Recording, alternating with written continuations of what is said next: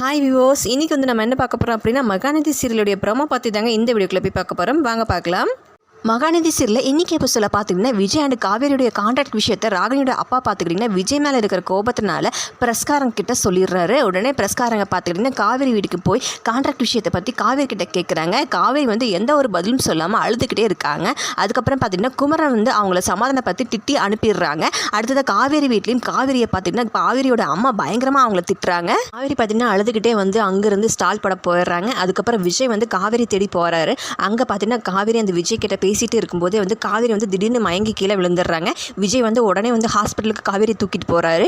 காவேரிக்கு என்னாச்சு டாக்டர், பேசிகிட்டு இருக்கும்போது கீழே மயக்கம் போட்டு விழுந்துட்டா அப்படின்னு சொல்லி டாக்டர் கிட்ட கேட்குறாரு விஜய். அதுக்கு டாக்டர் சொல்கிறாங்க அவங்க ப்ரெக்னெண்ட்டாக இருக்காங்க, நேரத்துக்கு சாப்பிடணும்னு உங்களுக்கு தெரியாதா அப்படின்னு டாக்டர் விஜய் கிட்ட கேட்குறாங்க. அப்படி சொன்னோன்னு விஜய் பார்த்துக்கிட்டீங்கன்னா அப்படியே ஷாக்காக அப்படியே பார்க்குறாங்க. உடனே காவேரியை பார்க்க விஜய் ரூம்குள்ளே போய் காவேரிக்கையை பார்த்து கேட்குறாரு, ஏன் காவேரி என்கிட்ட சொல்லலை, நான் அப்பா ஆகிட்டேன் அப்படின்னு பயங்கரமாக எமோஷனல் ஆகுறாரு. இந்த ஒரு உணர்ச்சிபூர்வமான தருணத்தை நம்ம எல்லாரும் எதிர்பார்த்துட்டு இருந்தோம். இதுக்காகத்தான் அடுத்த எபிசோடில் இன்னும் என்ன நடக்க போகுது அப்படின்னு வெயிட் பண்ணி பார்க்கலாம்.